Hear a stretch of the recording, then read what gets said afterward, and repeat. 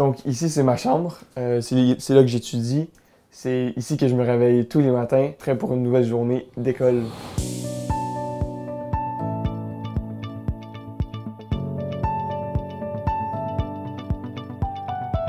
Je suis venu à Bois-Gomain parce que c'est premièrement super pratique. C'est juste à côté de l'Université Laval, 15 minutes à pied, ça se fait super bien. Deuxièmement, parce que c'est un environnement vraiment familial. Il y a beaucoup d'étudiants ici. L'année passée, on était une quinzaine de personnes environ à vivre dans la résidence. C'était vraiment super. Ça permet d'avoir une ambiance vraiment studieuse parce qu'évidemment, vu qu'on est tous des étudiants, on se retrouve souvent le soir ensemble pour étudier différentes matières. On peut s'entraider, c'est super pratique. Et puis de plus, il y a beaucoup d'appui du côté religieux aussi. Par exemple, on a la messe à tous les matins à 7h30 si on veut. Il y a de la direction spirituelle qui est offerte à ceux qui sont intéressés. C'est vraiment là pour qu'on puisse se supporter entre catholiques et entre personnes d'autres religions aussi. La Fondation Arratan, c'est elle qui achète les immeubles et on demande à ce moment-là au POSI de faire les services de spiritualité. Essentiellement, c'est comme ça que ça fonctionne. Donc, et la Fondation a donc, de jour en jour, évolué pour finalement acheter une résidence dans laquelle nous sommes. C'est un centre où on peut héberger, avoir des activités importantes, puis organiser d'autres activités qui dépendent du centre Bois-Gomain. C'est une résidence pour étudiants, une résidence d'universitaires généralement, où il y a des gens de partout dans le monde, du Canada aussi, qui peuvent venir étudier à l'Université Laval, par exemple, parce que c'est à proximité de l'Université Laval. Et ici, dans une ambiance là, familiale, reçoivent des conditions pour favoriser l'excellence, c'est-à-dire le développement intégral pour former des leaders de demain. Salut JP. Ça va bien? Ça va toi? Yes.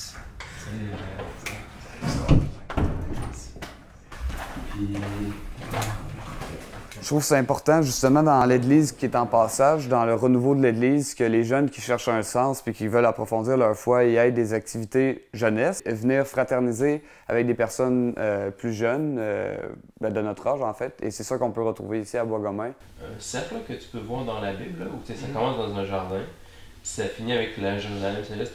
C'est une ville autour d'un jardin, quand même. Fait que t'as quand même un genre de retour au début.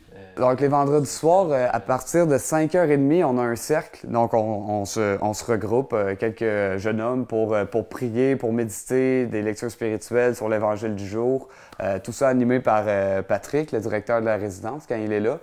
Après ça, on se rejoint en bas dans le sous-sol à 6h pour le souper, où on fraternise, on a du fun, on parle, tout. C'est super amusant. Après ça, à 6h45, il y a la méditation à l'oratoire en haut, animée par l'abbé Saint-Maurice, sur l'Évangile du dimanche, bien souvent, la plupart du temps en fait. Puis on médite là-dessus, c'est super intéressant. Puis l'abbé Saint-Maurice, super humain, super ouvert et charismatique et drôle, il a un sens de l'humour. Puis après la méditation, on peut aller rencontrer aussi l'abbé Saint-Maurice pour la confession de la direction spirituelle, qui, encore une fois, est une excellente personne pour faire ça. Donc voilà. C'est bon, je crois. Comment ça marche? La résidence Bois-Gomain a été mise sur pied par des parents qui étaient préoccupés d'offrir un lieu pour les étudiants pour qu'ils puissent profiter de leur passage à l'université à des points de vue autres qu'académiques. Donc, on offre une ambiance de famille avec toutes les vertus et les qualités qu'on peut développer dans une famille. Et donc là, présentement, on va se diriger vers la chapelle. On a la présence réelle en tout temps dans cette résidence. C'est donc idéal si on veut aller prier à tout moment de la journée.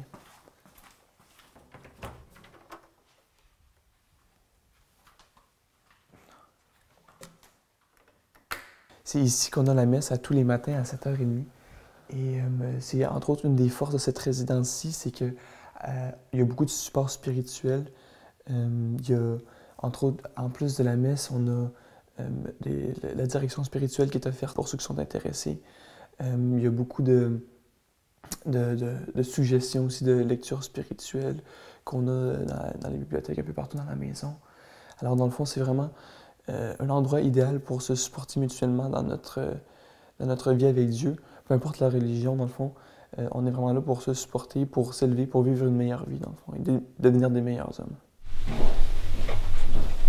L'Opus Dei, c'est la spiritualité qui est derrière la mise sur pied de cette résidence, hein, parce que ce n'est pas une résidence de l'Opus Dei, mais ça a été mis sur pied surtout par des membres de l'Opus Dei, parce que la spiritualité de l'Opus Dei, c'est de répondre par notre activité citoyenne à des besoins de la société. Puis l'Opus Dei a pour objectif d'aider les gens à se sanctifier dans le quotidien, dans les choses de chaque jour, à s'approcher de Dieu et à faire en sorte qu'on est capable de développer l'intimité avec le Seigneur dans ce qu'on fait, sans sortir du contexte où on est. D'une certaine façon, l'Opus Dei nous dit qu'on peut, à partir de ce qu'on reçoit à la paroisse, ce qu'on reçoit ici, être autonome puis être des joueurs gagnants.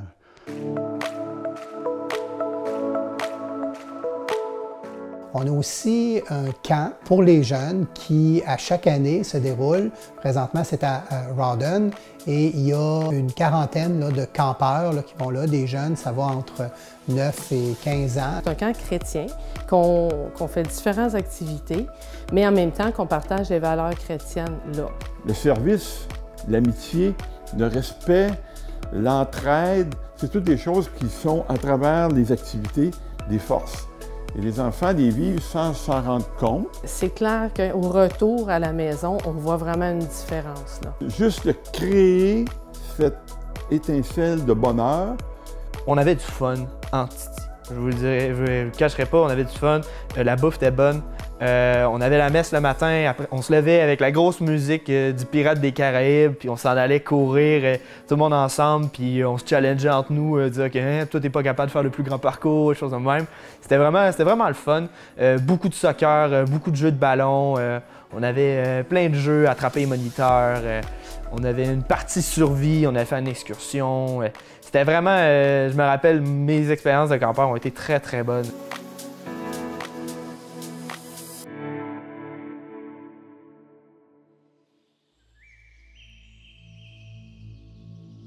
Depuis quelques années, on a aussi le chalet à Ratan. Ça, c'est aux éboulements. C'est un chalet qui nous a été donné puis qui nous permet de donner un répit à des familles aidantes naturelles ou qui ont des personnes handicapées, des jeunes handicapés, de passer un bon moment dans un domaine tout à fait là, enchanteur là, face à l'île aux Coudes. Alors ça aide beaucoup là, souvent des familles qui sont moins fortunées puis qui ne pourraient pas se payer là, ce genre de répit-là.